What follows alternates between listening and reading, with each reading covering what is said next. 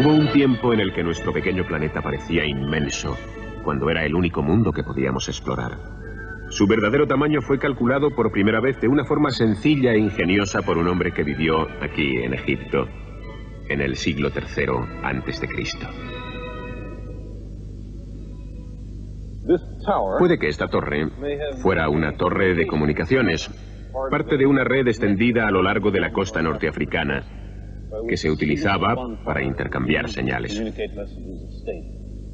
También pudiera haber sido usada como faro para los barcos que navegaban por el Mediterráneo. Se encuentra a unos 50 kilómetros al oeste de la que en una época fuera una de las ciudades más grandes del mundo, Alejandría. En aquel tiempo vivía en Alejandría un hombre llamado Eratóstenes. Uno de sus envidiosos contemporáneos le llamó Beta, la segunda letra del alfabeto griego, porque decía que Eratóstenes era el segundo del mundo en cualquier cosa. Sin embargo, parece evidente que en muchos campos Eratóstenes era alfa. Era astrónomo, historiador, geógrafo, filósofo, poeta, crítico de teatro y matemático. También fue director de la gran biblioteca de Alejandría. Y un día, mientras leía un papiro en la biblioteca, se encontró con una leyenda curiosa.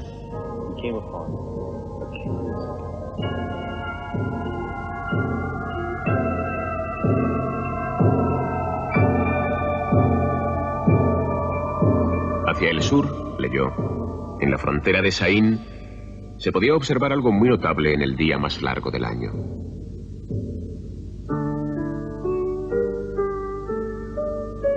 El 21 de junio, las sombras producidas por las columnas de un templo o un palo vertical se achicaban cuando el mediodía se acercaba.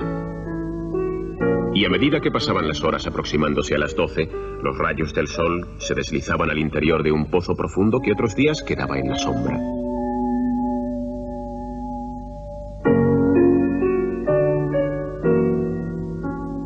Entonces, precisamente a las 12, las columnas no daban sombra y el sol brillaba directamente sobre el agua del pozo.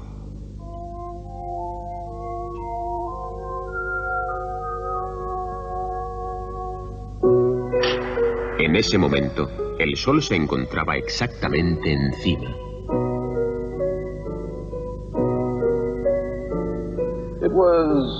Era una observación a la que cualquier otra persona no hubiera prestado atención. Las estacas, las sombras, las reflexiones de luz en los pozos, la posición del sol eran temas cotidianos. ¿Qué importancia podían tener? Sin embargo, Eratóstenes era un científico y su estudio de estos temas cotidianos cambió el mundo. En cierta forma, hizo el mundo. Porque Eratóstenes tuvo la presencia de ánimo de experimentar, de llegar a preguntarse si aquí, cerca de Alejandría, una estaca daría sombra al mediodía el 21 de junio. Y resultó que así ocurría.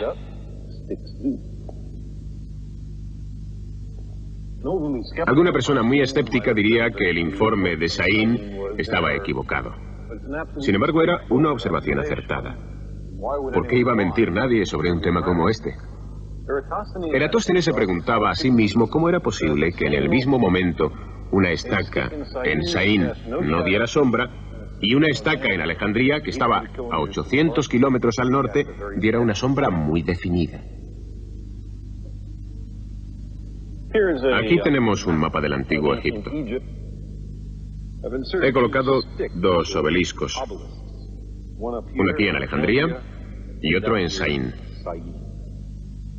Si en un momento dado ninguno de los dos diera sombra, ninguna sombra, sería perfectamente comprensible siempre que la Tierra fuera plana. Si la extensión de la sombra de Saín es la misma que la de Alejandría, también tendría sentido en una Tierra plana. Pero, ¿cómo es posible, se preguntaba Eratóstenes, que en el mismo instante no hubiera sombra alguna en Saín y, sin embargo, sí la hubiera en Alejandría?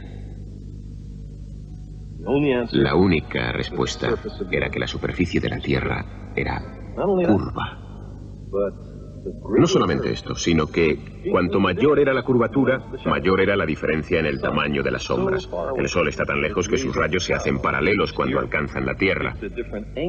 Obeliscos situados en diferentes ángulos con relación a los rayos del Sol darán sombras de diferentes tamaños. Según la diferencia observada en el tamaño de la sombra, la distancia entre Alejandría y Siena tendría que ser de un arco de 7 grados.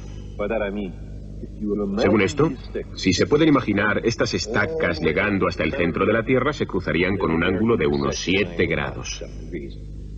7 grados es más o menos la 50ª parte de una circunferencia de la Tierra completa, de 360 grados. Eratóstenes sabía cuál era la distancia entre Alejandría y Saín. Sabía que era de 800 kilómetros. ¿Por qué?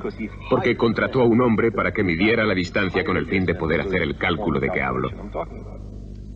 Bien, 800 kilómetros por 50 son 40.000 kilómetros, y esa debe ser la circunferencia de la Tierra. Esa es la distancia que hay que recorrer para dar la vuelta a la Tierra.